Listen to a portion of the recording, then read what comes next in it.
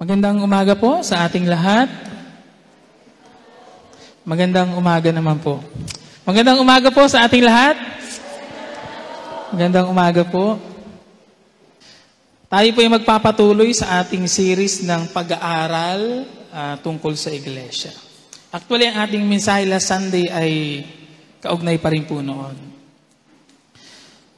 Nakakahamon ang mensaheng narinig natin itong nakaraang linggo tungkol sa mga katangiang dapat tinataglay ng isang malusog na miyembro ng isang iglesia. Ano nga po yung mga katangian daw na dapat taglay natin para ng isang malusog na miyembro? Dapat daw?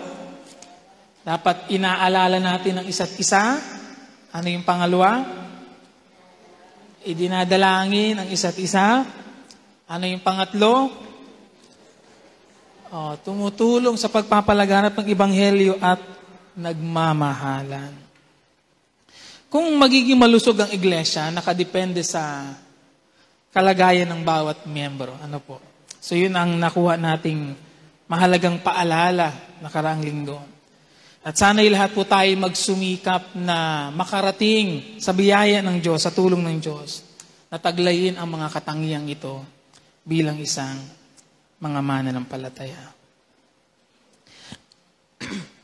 Ngayong umaga po ay pagpapatuloy natin yung actually part 2 ng mensahe tungkol sa pagdidisiplina sa iglesia.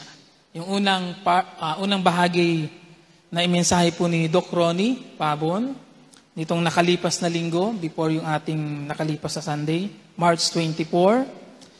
Yung tungkol sa mga batayan ng paglalapat ng disiplina sa iglesia. At nagbigay siya ng 3. Ang batayan ay nakabatay ito sa naging utos ng ating Panginoong Yesus. Pangalawa, sa naging bilin ng mga apostol. At pangatlo, ito ay isang pangkalahatang atas sa atin ng mga mananampalataya. Kaya sa tanong na nararapat bang magdisiplina ang iglesia, ang sagot ay malinaw na oo. Dahil nasa Biblia ito.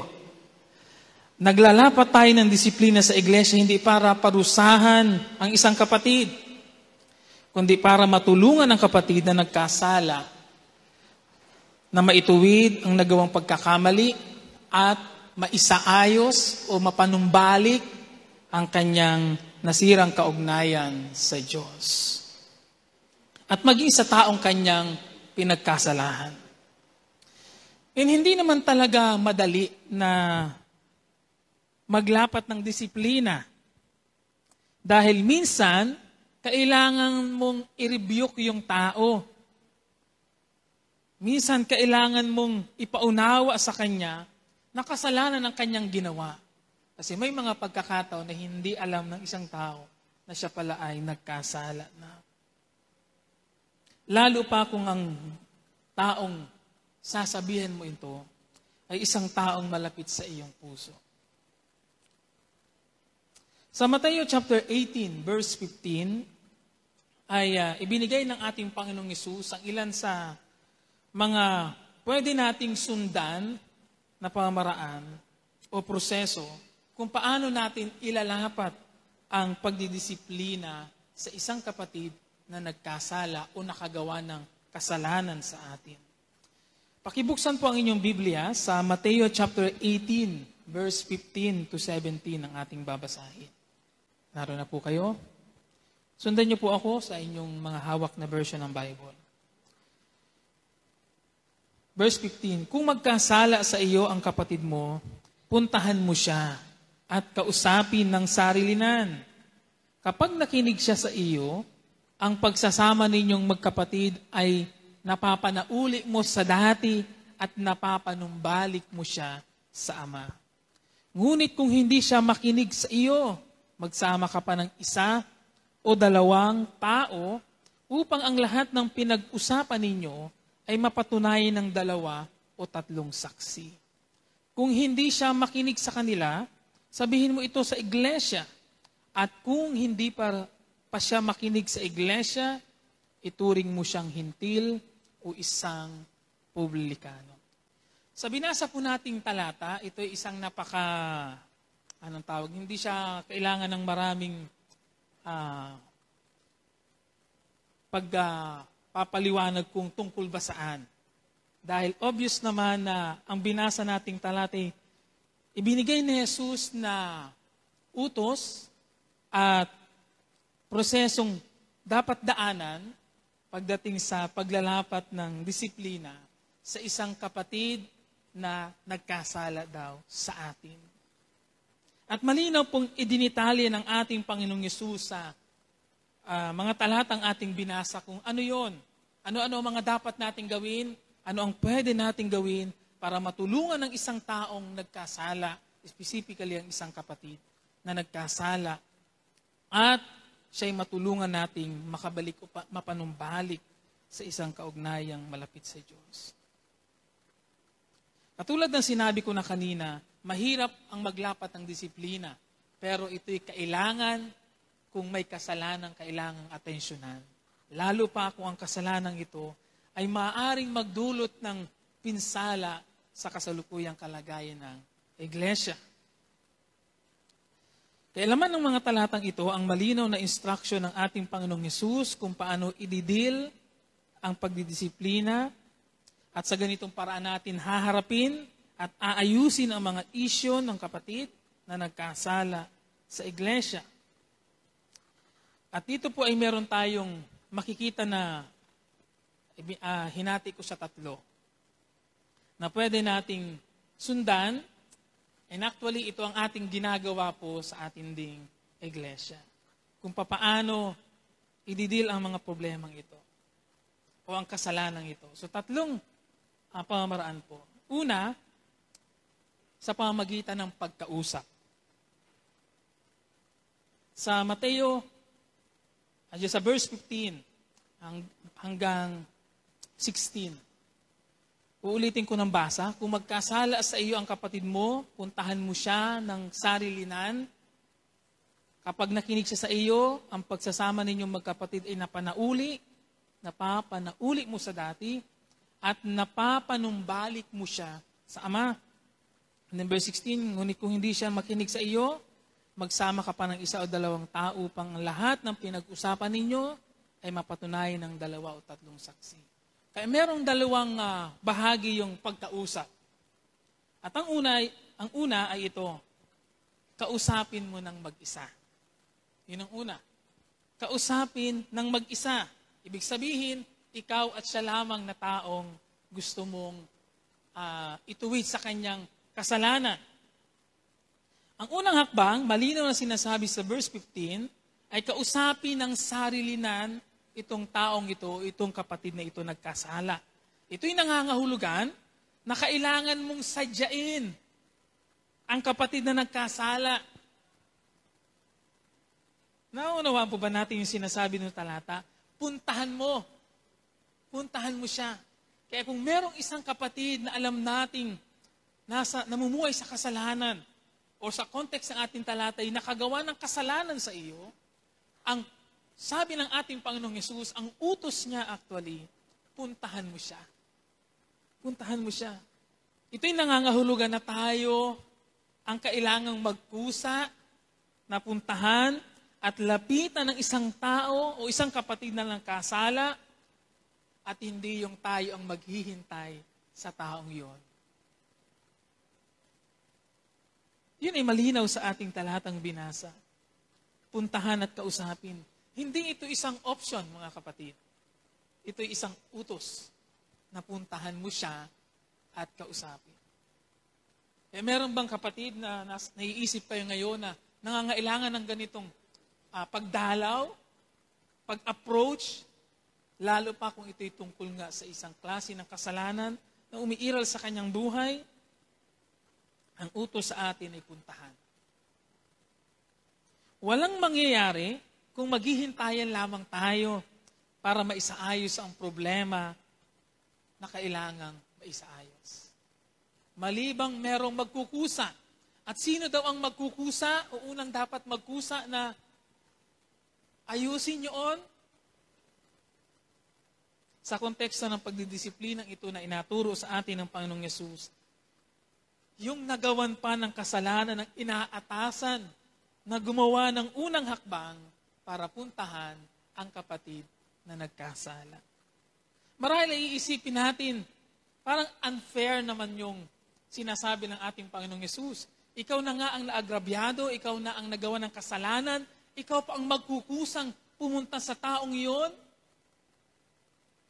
para ayusin ang dapat ayusin sa inyong kaugnayan dalawa at maging sa kaugnayan niya sa Diyos patungkol sa kasalanan kanyang ginawa. Pero yun ang sinasabi ng ating Panginoong Yesus sa talatang ito. Hindi kaya tinuturuan tayo ni Jesus na magkaroon ng mas malalim na pagmamalasakit sa kapatid, lalo na doon sa mga nagkakasala at nagkakasala sa atin, yan man ay intentionally o hindi sinasadya. Dahil kung mayroon man na higit na nangangailangan ng pagsasaayos ng kanyang sarili, ay yung taong yun na nagkasala. Oo, kailangan din nating isaayos ang ating kalooban kasi siyempre tayo nasaktan. Pero kung merong higit na nangangailangan na magsaayos ng kanyang sarili, ay yung taong yun na nagkasala. At tayo inaatasan ng Panginoong Hesus na tulungan siya, pagmalasakitan siya. Kaya ang pagdidisiplina talaga'y sa una kasi nating pagkaunawa pagdating sa salitang disiplina, ang isip agad natin ay pagpaparusa. Pero kung hihimayin po natin ang paraan ng sinasabi ni Jesus sa pagdidisiplinang ito. Itong pagdidisiplina sinasabi ni Jesus dito ay pagpapakita natin ng malasakit sa taong nagkasala. At pagnanais na magtulungan siya sa kanyang kalagayan. Sa madaling sabi, ang pangunahing intensyon ng ating pagpunta sa kapatid ay para tulungan siya at akayin siya sa pagsisisi. Parang ang hirap nun sa actual, na ikaw ang nagawa ng kasalanan, and yet, i-approach mo yung taong yon at ipapaunawa mo sa kanya ang kanyang ginawa. And from that, aakayin mo siya na magsisi.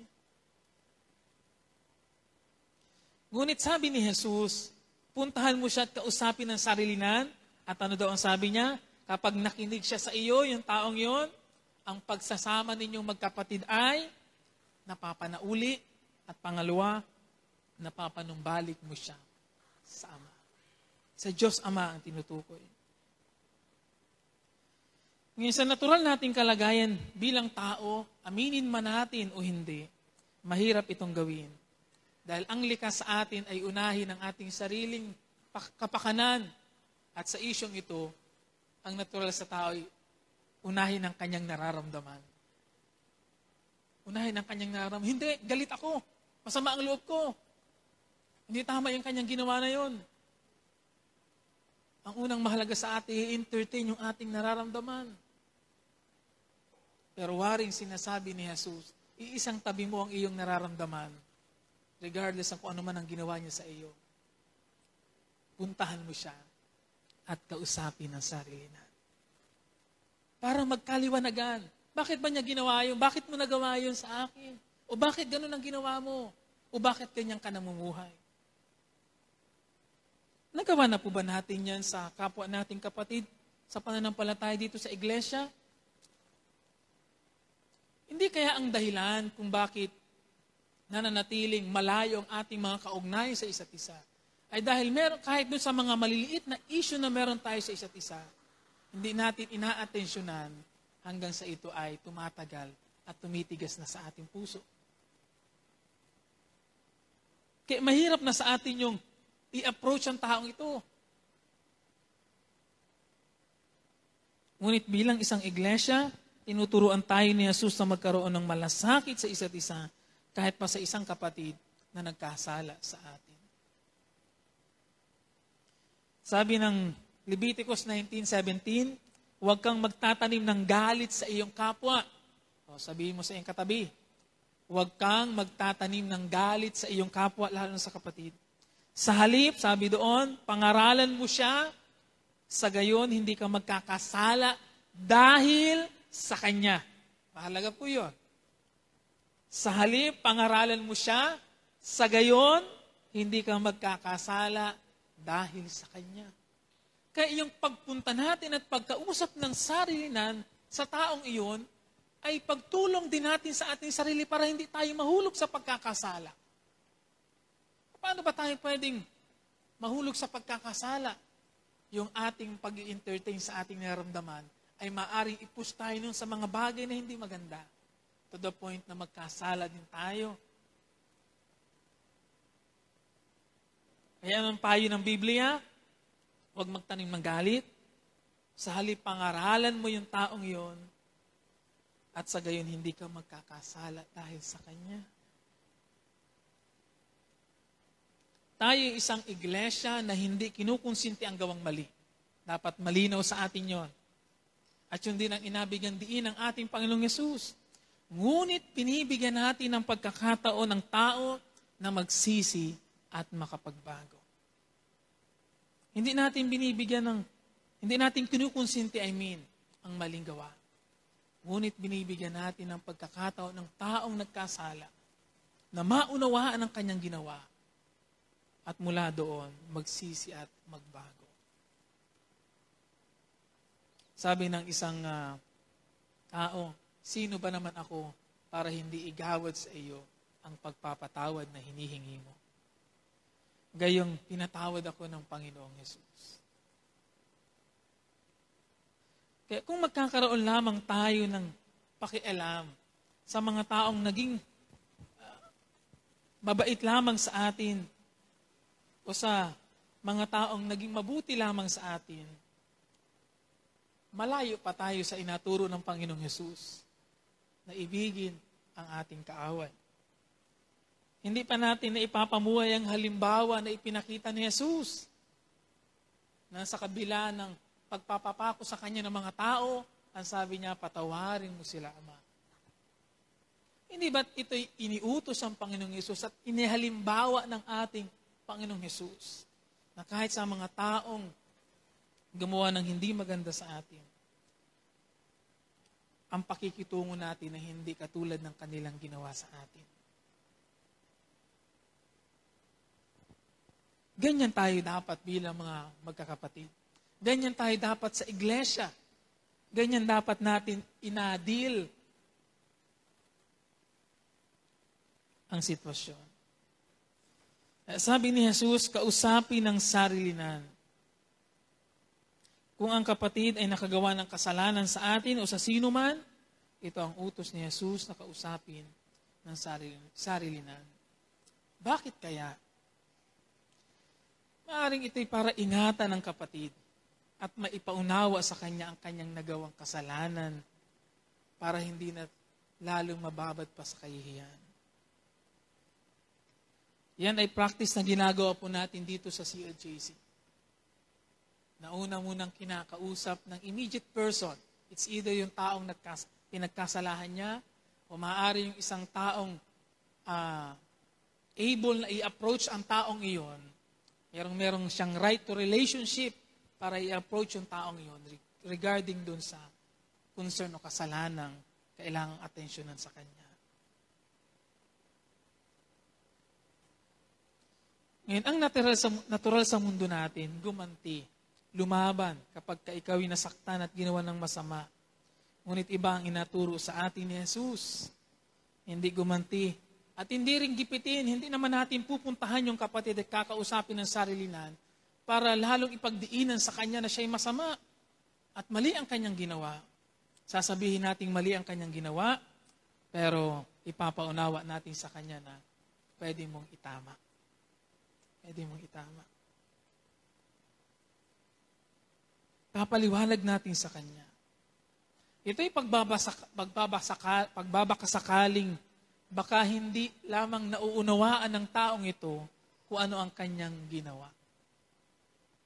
O baka hindi niya nauunawaan na kasalanan ang kanyang ginawa sa iyo o sa ibang tao. Kaya tayo ang may katungkulan na sabihin yun sa kanya at ipaunawa yun sa kanya. Kaya sa konteksto pong ito, hindi lamang kaming mga pastor, leader o sino mang mga nasa posisyon, ang may katungkulan na kumausap sa isang miyembro na nagkasala. Bawat bahagi ng iglesia ay inaasahang magkaroon ng ganitong malasakit sa kanyang kapatid, lalo na kung ito nga ay namumuhay sa kasalanan. Ang hindi natin pagpunta at pagkausap sa taong ito o sa kapatid na nagkasala ay maituturing na pagsuway sa utos ng Panginoong Yesus at maituturing din na maaaring pagpapakita natin ng kawalang malasakit sa ating kapatid. Kung pili lamang ang ating iibigin at mamahalin, wala na rin tayong pinagkaiba sa mundong nasa labas ng iglesia. Kung ang ating palaging i-approach lamang ay mga taong mabait sa atin ang pakikitungo, ano pa ang pinagkaiba natin bilang mga Kristiyano? Gayong tayo bilang isang iglesia ay narito para i-represent si Jesus sa mundo. At magandang mag-umpisa po yun sa atin bilang mga magkakapatid. So yun ang una, kausapin siya ng sarilinan. Ang pangalawa, kausapin siya ng may kasama. Sabi doon sa verse 16, ngunit, ibig sabihin ng salitang ngunit ay nagpapahiwating na kung hindi umubra yung unang pagtatangka mo, nakausapin siya ng ikaw lamang. Ito ang sabi naman ni Jesus. Ngunit kung hindi siya makinig sa iyo, magsama ka pa ng isa o dalawang tao upang lahat ng pinag-usapan ninyo ay mapatunayan ng dalawa o tatlong saksi. Kaya ang ikalawang hakbang na ito ay nag-autos sa atin na kung sa kabila ng ating personal na pagsisikap na kausapin siya ng sarilinan, sabi ni Jesus, ay hindi pa rin natin naakay siya sa pag-amin, sa pagsisisi, lalo tigit kung napatunayang kasalanan talaga yun. Ano daw ang ating gagawin? Babalik ulit tayo para kausapin siya. Pero by this time, meron tayong isa-dalawa na kasama. Kaya hindi ibig sabihin na hindi siya nakinig sa atin sa unang pagtatangka, ay susukuan na natin ang taong ito. Maaring ang una nating pagtatangka hindi sapat para himukin ang taong ito na magsisi. Maaring hindi sapat na isa ka lamang para i-approach ang problema. Kaya kinakailangan magsama ng isa o dalawa. Para mapagtibay, ano daw? Yung nauna nang nasabi o napag-usapan ninyo. Kaya sabi nga, kung hindi umubra sa isa, baka umubra sa dalawa o tatlo. Tatayong bilang mga saksi at katuwang para hikayatin ang kapatid na magsisi sa kanyang kasalanan. At sa ganitong paraan, umaasa tayo na mas makikinig na ang kapatid kung hindi lamang siya magmamatigas. Kaya hindi tayo naman magsasama ng iba sa pagkausap, yung ang tawag doon, yung para bagang magkakaroon ka ng depensa sa sarili mo. Hindi lamang yon, kundi magsasama tayo ng dalawa, isa o dalawa daw na kapatid, para tumayong saksi. Yung lahat ng pinag-usapan ninyo ay mapatunayan at sila ang magiging mga saksi. Sa gayon, hindi mapapangatiwiranan ng kapatid na ito na mali ang kanyang ginawa. May mga pagkakataon nga kasi na kapag lalo na kapag napaka-personal ng issue, ay maaaring ipagkita ng kapatid na hindi, ikaw ang mali, ako ang tama. Kapag dadating tayo sa puntong hindi, wala talagang patutunguhan yon. Kaya kailangan nating magsama ng isa o dalawang taong maaaring may kabatiran sa sitwasyon para i-reinforce ang mga dapat bigyan ng diin. Hindi ba ang pangungusap ni Jesus na nagsasabing, ngunit kung hindi siya makinig sa iyo, magsama ka ng isa o dalawa, ay nagsasabi din sa ating huwag agad susukuan ng isang kapatid, anuman ang nagawang kasalanan? Hindi kaya may ganung pahiwatig din yon? Kasi ganun siya dumating sa akin. Na huwag agad susukuan ng isang kapatid, anuman ang nagawang kasalanan. Kahit sa unang pagtatangka, ay parang ayaw niya na magsisi. Gagawin natin ang ating buong makakaya para maakay siya at mapanumbalik sa Diyos. At sa madaling sabi, hindi natin haharapin ang kapatid para hamakin at hatulan agad. Tayo patuloy na naglalagay ng pag-asa sa ating puso na baka sakaling maakay natin siya sa pagsisisi. Kaya tayo bilang isang iglesia pala, bilang magkakapatid, magandang meron tayong ganung palaging, anong tawag din yung, may pag-asa, nagtatabi tayo ng pag-asa sa ating puso kahit sa isang taong nagkakasala o nagkasala. Na kahit sa first attempt, hindi tayo nagtagumpay na akayin siya. Subukan ulit natin sa second attempt sa ganito namang paraan. Sa ganitong paraan, umaasa tayo na mararamdaman ng kapatid na ito ang ating pagmamahal at pagmamalasakit sa kanya na hindi inakonsinti ang kanyang gawang mali. Gusto kong maniwala na sa puso ni Jesus, nais niyang iligtas ang mga taong ito sa higit na kapahamakang naghihintay o konsekwensya na naghihintay sa kanilang kasalanan. Hindi ba't sa pagdidisiplinang inaturo ni Jesus ay tila mas lamang ang pagpapakita ng pagmamahal kaysa paghahatol sa kanyang ginawang mali? Bagaman sa dulo ay dadako din tayo doon. Tila parang mas lamang yung pagpapakita ng pagmamahal kaysa paghatol sa taong yon. Paano kaya natin matututunan na maging ganoon din, tulad ni Jesus? Sa tingin ko po'y makakatulong ang ganito, mga kapatid, na kung hindi agad natin titingnan ng isang nagkasalang kapatid bilang isang masamang tao na nakagawa sa atin ng kasalanan, kundi isang taong nasa bangin ng kapahamakan at nangangailangan ng tulong para hindi siya tuluyang mahulog doon. Isang taong makasalanan na napapahamak at nangangailangan na masagip sa kanyang kalagayan. May mga tao po kasing maaaring hindi nila lubos na nauunawaan kung gaano kasama ang kasalanan.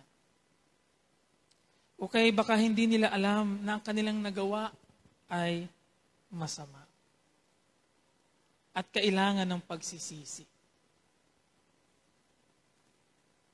Mainam din bago natin husgahan ng isang tao, ay unawain muna natin kung bakit niya nagawa ang kanyang ginawa. Ako'y naniniwala na kung sa ganitong paraan natin ituturing ang gagawin ang ating pagdidisiplina sa isang kapatid, masigit tayong magiging gentle and loving sa approach natin sa mga kapatid na nagkakasala. Kahit merong resistance sa taong iyon. Magiging gentle and loving pa rin tayo na i-approach sila. Ang layunin natin dun ay gusto nating iparamdam sa taong iyon na tayo nagmamalasakit sa kanyang kalagayan. Kaya hindi naman yung kapag pinuntahan ay yung tipong parang katulad ng sa labas na naghahanap ng away at makikipagsuntukan. Hindi tayo ganon. Pupunta tayo in a gentle and loving approach. Kaya kung nag-a-apply sa iyo ito at may taong kailangan kang puntahan at lapitan, pero nag-aalab pa ang iyong damdamin, magpakalma ka muna. Magpakalma muna. Wag namang pupunta na masyadong nag-aalab ang damdamin. Pakalmahin muna ang sarili. Humingi ng isang panalangin sa isang kapatid na ipag-pray ka para kumalma ang iyong kalooban. At saka natin gawin ang utos na ito. So yun ang una sa pamamagitan ng pagkausap. Pangalawa, na sinabi ng Panginoong Hesus sa talatang ito, ay naroon sa verse 17. Ngayon, kung hindi siya makinig sa kanila, ibig sabihin sa iyo at yung isinama mo, sabihin mo ito sa iglesia. Kaya ang pangalawa ay sa pamamagitan ng pagsasabi o pagpapabatid sa iglesia. Ang sunod na instruction na higit na mas malawak at mas malaki ang nasasakupan dahil involved na ang iglesia para atensyonan ang problema o kasalanang nasa kapatid. Ito'y gagawin pagkatapos ng pagtatangkang kausapin ng sarilinan at kung nabigo yun, yung kausapin siya ng may kasama at kung nabigo yun, ito ang susunod. Ipapaalam, ipapabatid sa iglesia ang sitwasyon ng kapatid. Sa puntong ito'y kailangan nating ipaalam na merong kasalanang hindi pinagsisisihan ng kapatid. At ayaw aminin siguro. Ngayon sa paliwanag po ng Bible commentary ni Matthew Henry, binasa ko. Ayon sa kanya, ang iglesia na sinasabi dito ay tumutukoy sa mga pinuno ng iglesia, mga matatanda ng iglesia, mga may katungkulan sa iglesia, at ibang mga miyembro ng iglesia na may kakayanan upang mag-isip, magsiyasat, at makapagbigay ng matalinong pagpapasya tungkol sa sitwasyon. Kaya kung ayon doon sa komentaryong yon, bagaman ang salitang ginamit ay sabihin mo ito sa iglesia, ay hindi naman sa lahat ng taong narito. Kung let's say, for example, kayo na narito, hindi naman immediately na lahat kayong present dito ay pagsasabihan. Ayon sa komentaryong yon, yung mga leader, matatanda, elders, at mga matured enough na mga member ng iglesia na able na makatulong para mag-isip, magpasya tungkol sa sitwasyon ng kapatid.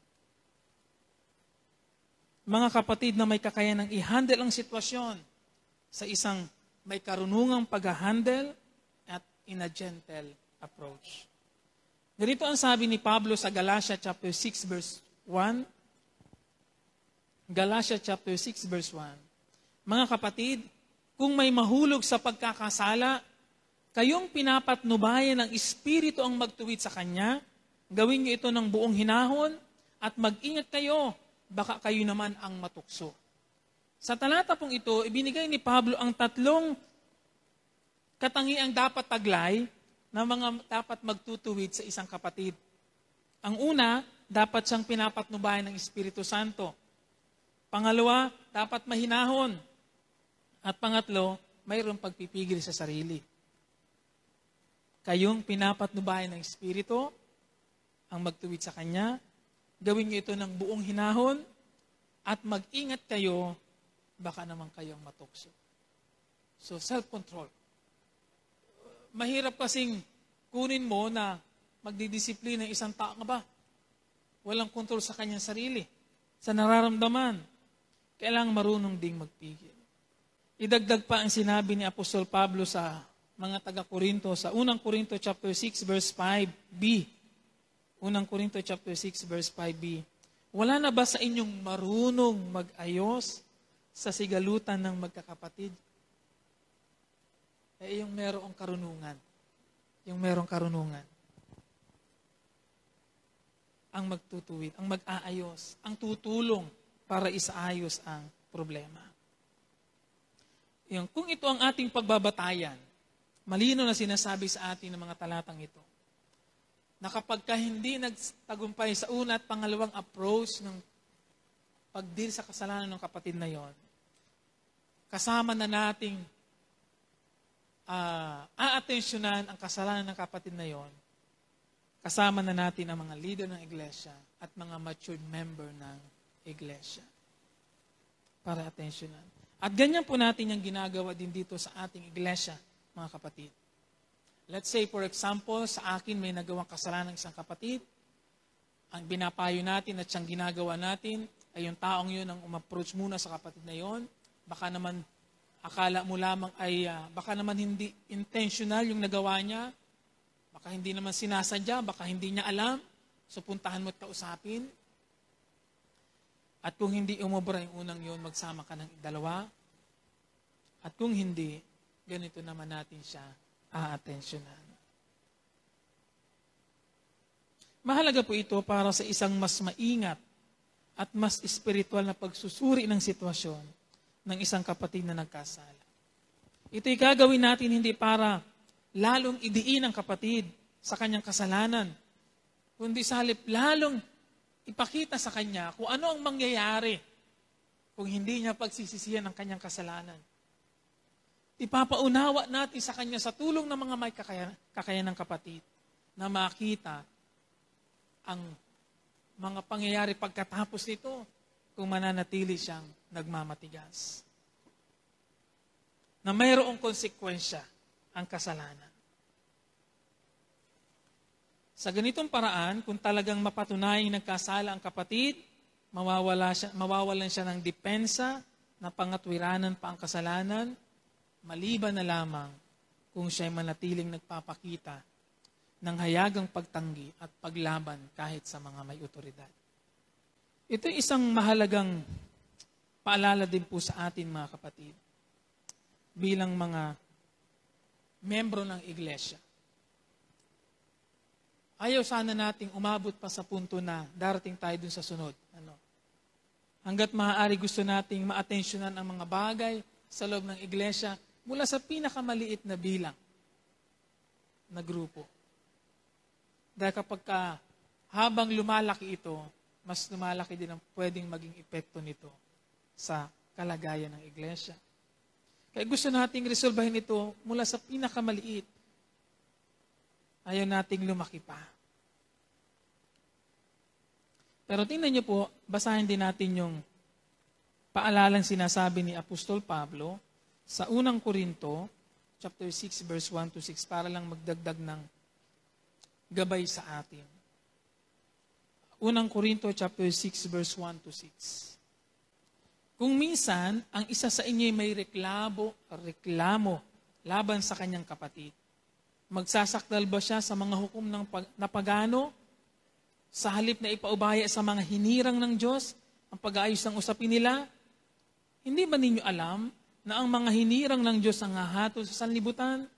At kung kayo ang hahatol sa sanlibutan, hindi ba ninyo kayang hatulan ang ganyang kaliit na bagay? Hindi ba ninyo alam na tayo ang hahatol sa mga anghel? Gaano pa ang mga bagay na may kinalaman sa buhay na ito? Kung kayo may usapin, idudulog pa ba ninyo ito sa mga taong di kinikilala ng iglesia? Mahiyahiya naman kayo. Wala na ba sa inyong marunong mag-ayos sa sigalutan ng magkakapatid? Ano't nagsasakdal pa kayo sa hukuman, kapatid laban sa kapatid, at sa harapan pa ng mga taong walang pananampalataya. Ayaw po nating umabot sa puntong tayo'y nasa ganito. Nadadalhin ang mga issue sa labas ng iglesia. Kaya sa isang kapatid halimbawa na nagawa ng kasalanan, ganito natin siya titingnan mga kapatid. Huwag nating dadalhin sa labas. Ilalapit natin sa mga leader kapag hindi ka nagtagumpay sa una at ikalawang approach. Lalo pa kapag pinagdidiinan ng taong yon na hindi siya mali.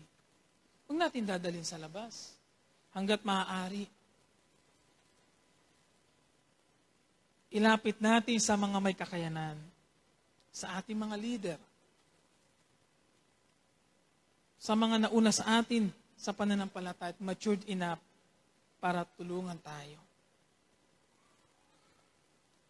At hayaan natin sa tulong nila ma-handle ang sitwasyong iyon.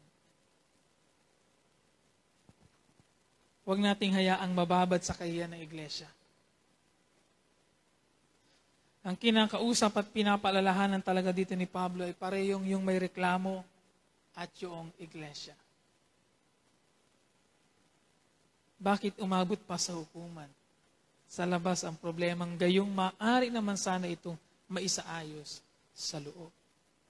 Kaya hindi lamang ito issue nung nagkasala. Issue din ito natin na pinagkasalahan o tayo na magdidil ng kasalanan.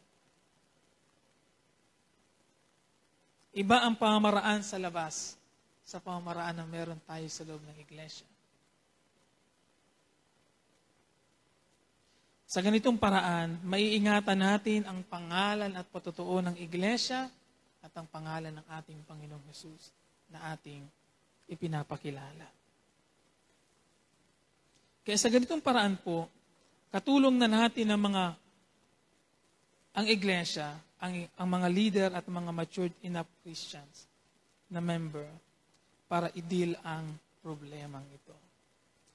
Ngunit merong pangatlo na siyang pinakasukdulan o pinakahuli na hakbang. At ayaw sana nating umabot sa puntong ito. Pero kung hindi maiiwasan, ito'y kinakailangan. Ang pangatlo po ay ang pagtitiwalag. Sabi sa verse 17, at kung hindi pa siya makinig sa iglesia, ituring mo siyang hintil o isang publikano. Ang pinakahuling hakbang ay humihingi ng tuluyang paghiwalay at pag-iwas sa taong nagkasala. Ito'y kung matapos ang una, ikalawa at ikatlong pagsisikap na siya abutin, ay bigo pa rin tayo at nagmamatigas ang taong ito, lalo pa kung merong umiiral na paglaban at pagrebelde sa kanya, kinakailangan nating ilapat ang huling ito. Ang pasyang magtiwalag ay pinakahuling hakbang. Hindi agad itong ating iniisip. Pero ito ang pinakahuli. Ito ay resulta ng pagsisiyasat at pagtitimbang ng mga leader. Depende sa sitwasyon. Ang sabi ni Jesus, ituring mo siyang hintil o isang publikano. Ibig sabihin, hindi mo na siya ituturing na kaano-ano mo. Kung sa sinusulatan nito sa mga Hudyo, hindi mo na siya ituturing na kapwa mo Hudyo. Ituturing mo na siya na taga-ibang bansa, na dayuhan. Bagaman by blood ay maaring Hudyo siya, pero hindi mo na siya ituturing na Hudyo. Hindi mo na siya pakikitungan ng katulad ng pakikitungo mo sa ibang mga Hudyo. Ang pagbabago ay naroon sa pagturing. Naroon sa pagturing. Ang ating kaugnayan sa Kanya bilang kapatid sa iglesyang ito ay napuputol sa oras na siya'y itiwalag ng iglesia. Kaya ito'y paglalagot natin ng kaugnayan sa taong ito bilang kasama at kapatid sa iglesyang ito. Ngunit hindi natin naman tuluyang sinasara ang pinto ng pag-asa sa taong yon. Ang ginagawa lamang natin ay inaalisan natin ng lugar ng kaugnayan ng taong yon sa ating iglesia dahil merong panganib na naghihintay kung mananatili siya. Ito ang ayaw sana nating mangyari. Ngunit kung sa timbangan ng katwiran ay mas mainam pakawalan ng isang taong may sakit kaysa manatili at mahawa ang iba at magkasakit din. Yung pang isa sa dahilan, mga kapatid. Nagtitiwalag tayo hindi dahil galit tayo sa taong yon. Nagtitiwalag tayo dahil nakita ng mga leader na merong panganib sa kanyang pananatili. Na tulad ng isang nakakahawang sakit ay maaaring makahawa ito. Ang kasalanan po'y nakakahawa. Ang kasalanan ay nakakahawa. Lalo pat kung ang kasalanan ay may espiritu ng pagre-rebelde. Lilika ito ng pagkabahabahagi sa loob ng iglesia. At yun ang isa sa pinakaayaw nating mangyari sa atin na merong pagkakahati-hati. Bagaman hindi naman talaga natin 100% matitiyak ang tungkol sa kanyang pagiging tunay at hindi tunay o hindi na Kristiyano. Ang Diyos lamang ang siyang nakakasiyasat ng puso. Nakakaalam noon. Ngunit gagawin natin ang pagtitiwalag kung dahil sa pananatili ng taong ito, ang iglesia naman ay malalagay sa matinding panganib. O mabababad sa kahihiyan. At maaring makasira ng mabuting patutuo ng iglesia. Kailangan natin gawin kahit masakit. Mahirap at masakit ang pasyang ito, ngunit ang totoo, maituturing din nating biyaya ito para sa taong iyon na itinitiwala. Siyempre, initially, hindi yun maiisip at mararamdaman ng taong inatiwalag na itong pagtitiwalag na ito'y isang anyo din ng biyaya para sa kanya. Dahil ang pinapairal natin hindi batas ng tao, kundi utos ni Jesus. Ito'y sa pag-iisip na kapag wala na siya sa iglesia, makita niya na mas lalong naging worse ang buhay niya nang wala ang iglesia. Yun ang panalangin po natin na wala sino man sa atin ang kailangan panghumantong sa puntong ito ng pagdidisiplina. Hindi rin siya magandang bahagi ng kasaysayan ng ating iglesia. Ayaw sana natin kapag kababalikan ang libro ng kasaysayan ng ating iglesia, merong mga ganoong kwento. Hanggat maaari sana ayaw natin. Pero hindi naman may iwasan kung meron. Pero pagsikapan po natin, nabuoy nating kasaysayan ng iglesia na babalikan ng mga susunod na henerasyon ay yung kasaysayan ng iglesia ang nagtutulungan, nagmamahalan, nagmamalasakitan. Sabihin mo sa iyong katabi, assignment natin yun. Bumuo tayo ng ganong kasaysayan sa iglesyang ito. Ano ang dapat nating matutunan sa mensahe ito? Kinuha ko yung isa sa payo ng author ng libro ng Balik Tayo sa Church. At sabi niya ganito, siguraduhin mo na mayroon kang nabubuong magandang relasyon sa ibang miyembro ng ating iglesia. Yung kilala mo sila at kilala ka rin nila. Ano daw? Siguraduhin mo na mayroon kang nabubuong magandang relasyon sa iyong kapatid sa iglesia. Sa anong kalagayan daw yon? Yung kilala ka nila at kilala mo sila. Ibig sabihin, mayroong pagiging open at transparent na buhay sa isa't isa. Pagsikapan daw nating makarating tayo sa ganong antas ng kaugnayan, mga kapatid, sa loob ng iglesia. Ngayon, paano natin ilalagay yun sa ating setup? Dito sa CLJC, mailalagay natin yun sa setup natin sa ating mga cell. Kaya meron tayong mga cell, doon natin pwedeng ilangkap yung setup na yun, na maging open at transparent na buhay sa isa't isa. Dahil sa pagiging bahagi ng grupong ito, nade-develop sa atin yung pagkakaroon ng isang bukas at transparent na kaugnayan sa mga kapatid. Hindi ba't ganun ang nangyayari sa ating mga cell? Ganun po ba ang inyong mga cell? Open kayo sa isa't isa. Transparent ang inyong buhay sa isa't isa. Willing kayo na pakorek. At open din naman kayo na pakorek. At ikaw din naman ay hindi nagpapabaya na magpaalala sa mga kapatid. Nabubuo ang pagtitiwala sa isa't isa at pagmamalasakitan. Naniniwala kung hindi na kailangan pang humantong sa pagtawag ng mga leader at lalo tigit sa pagtitiwalag ang mga isyu o kasalanan kung merong ganitong klaseng pagsasamahan. Kung merong ganitong klaseng pagiging bukas ng buhay sa isa't isa. Kailangan po nating mapabilang sa cell. Again, ina-remind natin bakit mahalaga yon na meron tayong kinabibilangang cell.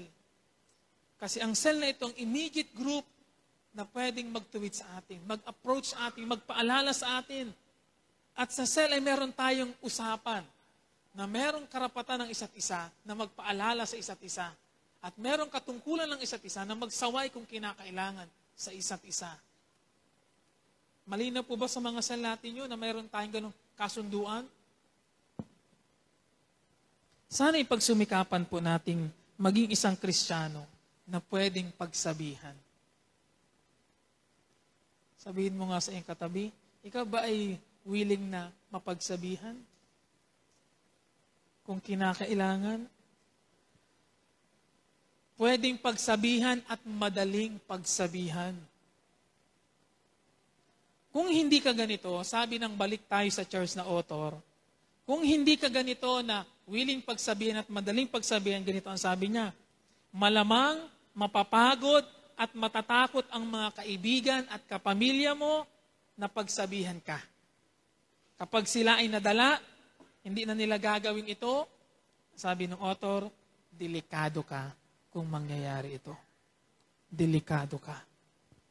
Kaya kapag ang mga tao'y nadalhanan na tayo pagsabihan kasi ayaw nating tumanggap ng paalala, pagsaway, madadala ang mga tao to the point na hahayaan natin na tayo at ang sabi doon, delikado ka. Sa madaling sabi mga kapatid, kung hindi tayo magiging bukas sa tumanggap ng mga pagpapaalala, pagsaway at pagtutuwid, sa huli, tayo rin ang kawawa, tayo ang lugi, at tayo ang mawawalan at mapapahamak.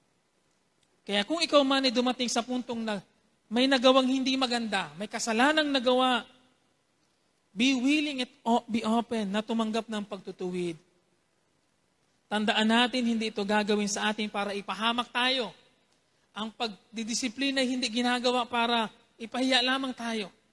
Ang pagdidisiplina hindi ginagawa para ibabad tayo sa kahihiyan. Ang pagdidisiplina ay ginagawa para tulungan tayo na bumalik sa isang maayos na kalagayan. Para iligtas tayo at ilayo sa higit na mas malaking konsekwensyang naghihintay dulot ng kasalanan. Sa kabilang banda po nito, kung tayo naman ang nagawa ng kasalanan at kailangan magtuwid sa isang kapatid, mahalagang gawin natin ito palagi sa diwa ng pag-ibig sa paraang mahinahon.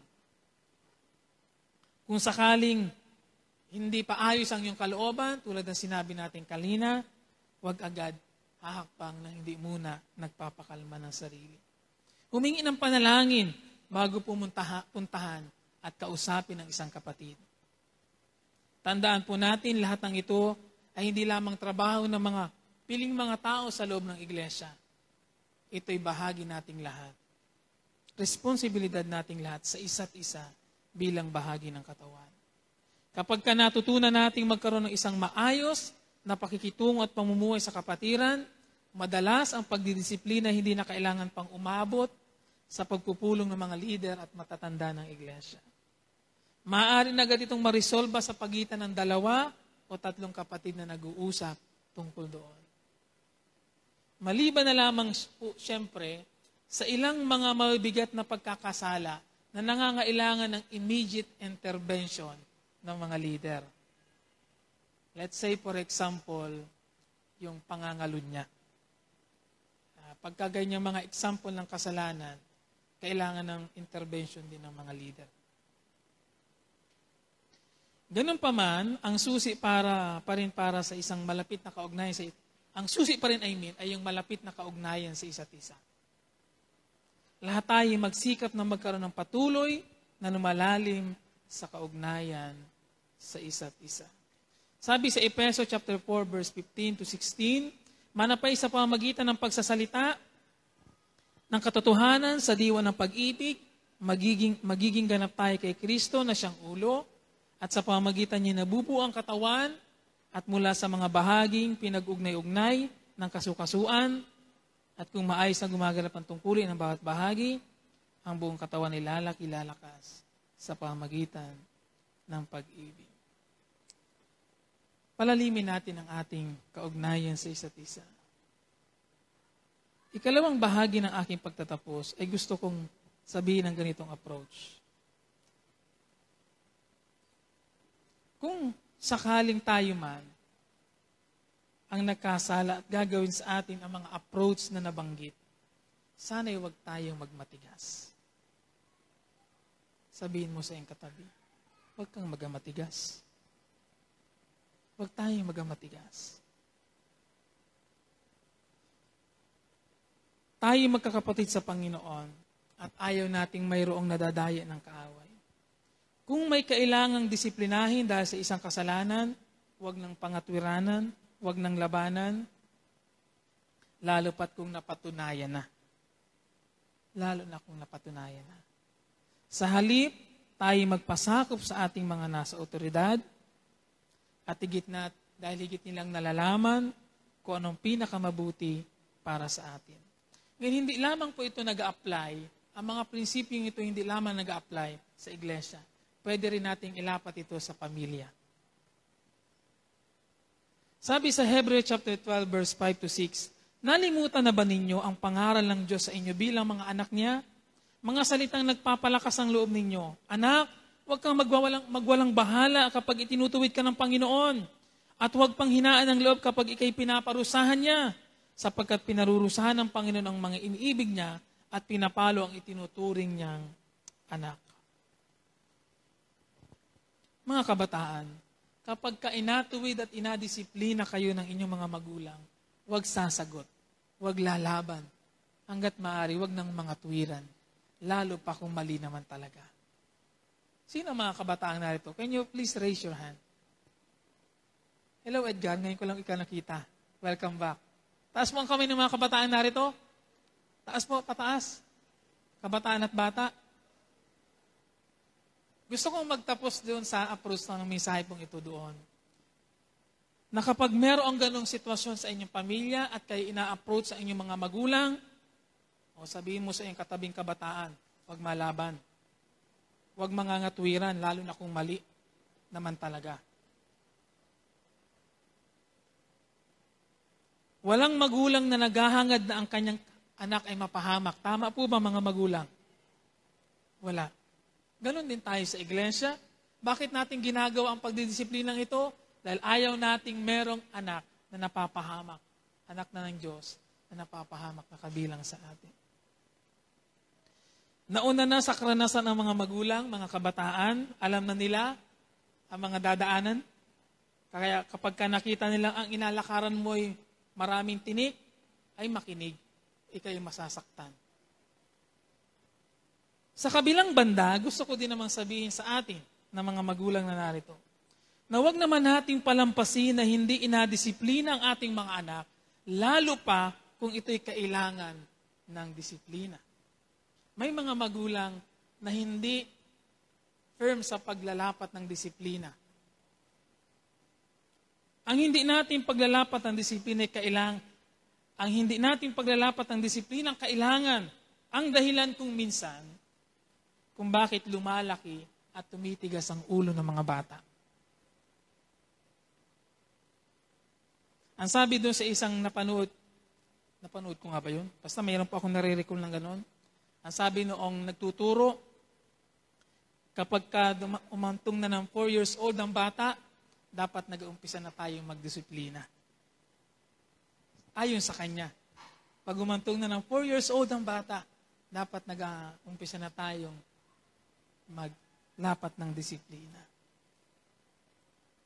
Kaya ang pagbigay diin sa mali o kasalanan dapat maging malinaw sa mga bata. Sa gayon hindi mamaliitin ang kasalanan, kundi ituturing itong isang seryosong bagay na dapat iwasan. Ngunit huwag din naman tayong masyadong maging malupit sa paraan ng pagdidisiplina. Gawin natin ito palagi sa diwa ng pagmamahal tulad ng sinabi ng Efeso 6:4. Mga magulang, huwag niyong ibuyo sa paghihimagsik laban sa inyo ang inyong mga anak dahil sa malabis ninyong kahigpitan. Sa halip, palakihin sila sa tuntunin at aral ng Panginoon. Bakit ko po idinagdag ito sa aking pagtatapos? Maaaring tama ang ating intensyon na maituwid ang isang tao sa kanyang kasalanan. Sa iglesia man ito o sa pamilya. Ngunit maaaring ang ating paraan o pamamaraan ay mali. O maaaring ang ating paraan ay masyadong malupit. Kaya hindi nararamdaman ng taong iyon, ng kapatid na iyon, o ng anak na iyon, na yun ay pagmamahal. Ang paalala ng Biblia, huwag niyong ibuyo sa paghihimagsik laban sa inyo ang inyong mga anak. Gawin natin ang utos na ito ni Jesus kung paano haharapin ang isang kapatid na nagkasala sa iglesia. Sa loob man niya ng iglesia o sa loob man niyan ng ating mga tahanan. At samahan po natin ang panalangin, mga kapatid. Ako'y naniniwalang kung hindi pipiliin ng taong magmatigas, walang hindi maayos sa maayos na pag-uusap. Wala sa ating madadayo ng kaaway at mananatiling nagkukubli sa kasalanan. Bilang isang iglesia, ituring natin itong tayo'y bantay ng isa't isa at magturingan tayo ayon sa ating tawag na kapatid. Bigyan natin diin yung tawag na yun, hindi lamang kapag nagabatian, kundi kapag merong mga isyong pinagdadaanan, ipamuhay natin yung salitang kapatid. Tayo'y kapatid.